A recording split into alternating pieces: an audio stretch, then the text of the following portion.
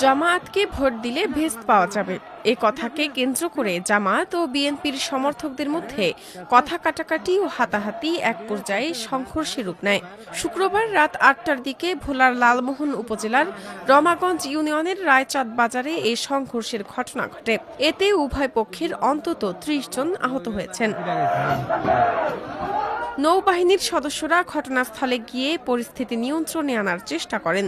এ সময় সংঘর্ষে অংশ নেওয়া এক পক্ষ নৌবাহিনীর গাড়িতে হামলার চেষ্টা করে।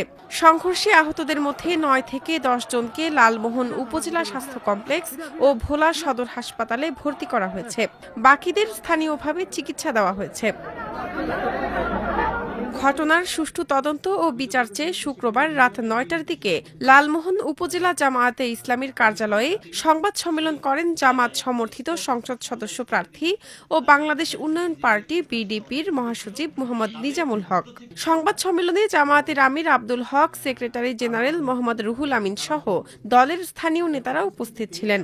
পরিকল্পিতভাবে আমাদের এই কর্মীর উপরে সোহেল যার নাম, তার উপরে তারা বিচ্ছিন্নভাবে তার উপরে আক্রমণ করেছে। মিথ্যাচার, ঢাহা মিথ্যাচার। এটা জামাতের কর্মীর উপর আক্রমণ করেছে, এটা ওই এলাকার সব মানুষ জানে এবং তখন থেকে আমরা এগুলো খোঁজখবর রাখছিলাম। আমরা এগুলো সমাধান করার জন্য আমাদের পক্ষ থেকে আমরা কথা বলছি।